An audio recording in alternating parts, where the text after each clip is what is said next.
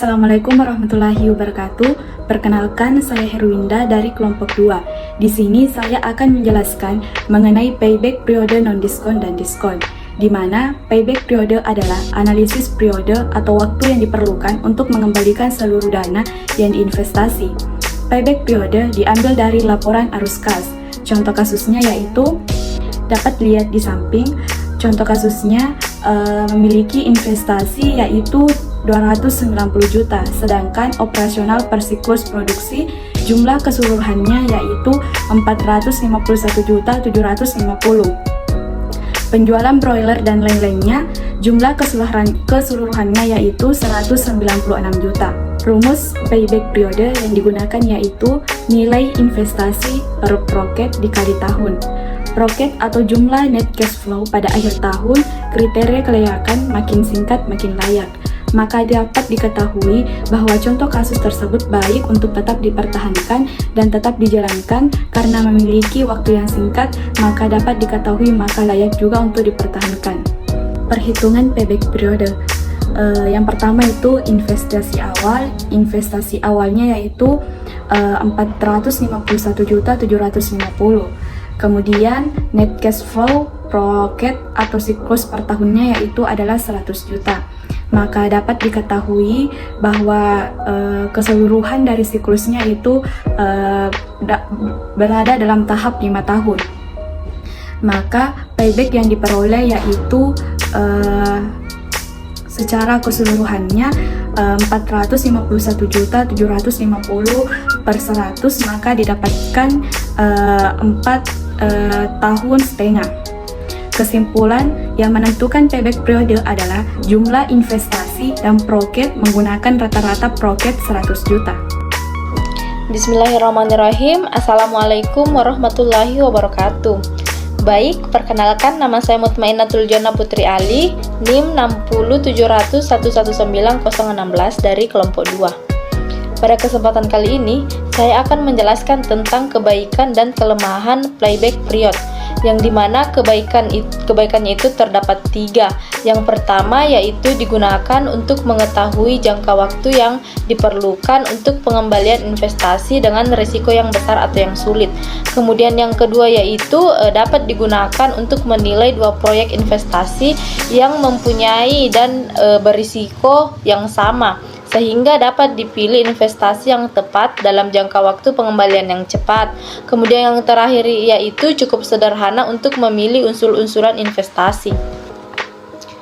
Kelemahan yang terdapat pada payback yang pertama yaitu tidak memperlihatkan nilai waktu dari uang atau bunga uang. Yang kedua, tidak memperhitungkan nilai sisa dari investasi.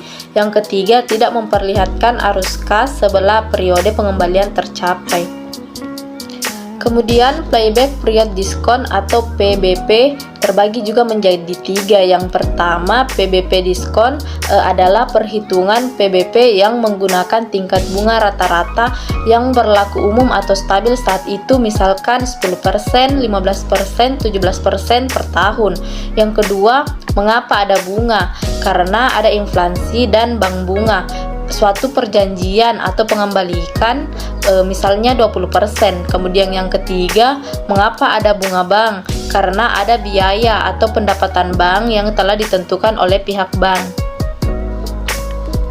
Selanjutnya ada rumus PBP diskon, yang dimana rumus PBP diskon yaitu sama dengan present value sama dengan future value atau proceed per 1 ditambah bunga diskon dikali tahun proceed, yang kemudian dirumuskan penentuan tahunnya sama dengan tahun arus kumulatif negatif ditambah nilai kas akumulatif negatif terakhir, kemudian dibagi present value arus kas tahun berikutnya.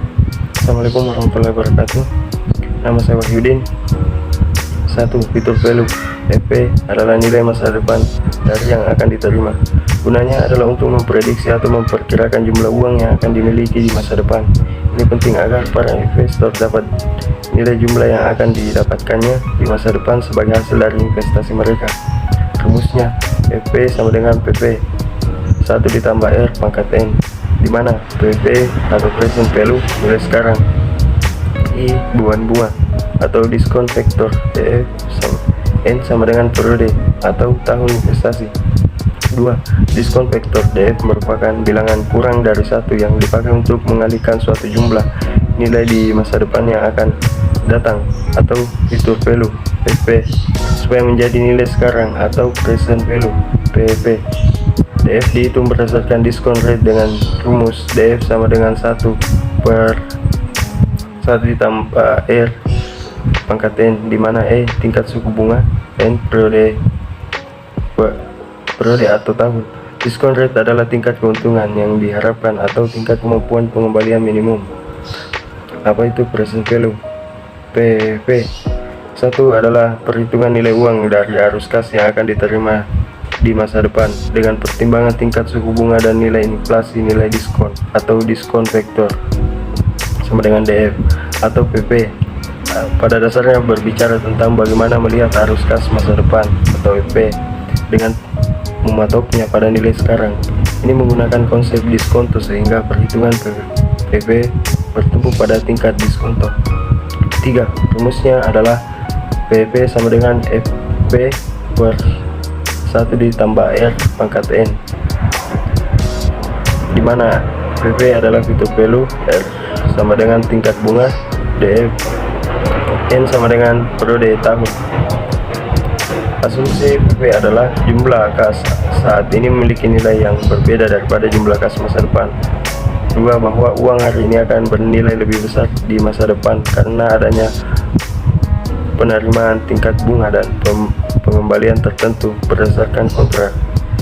3. Bahwa jika uang hari ini tidak digunakan secara produktif akan hilang nilai karena tergerus inflasi.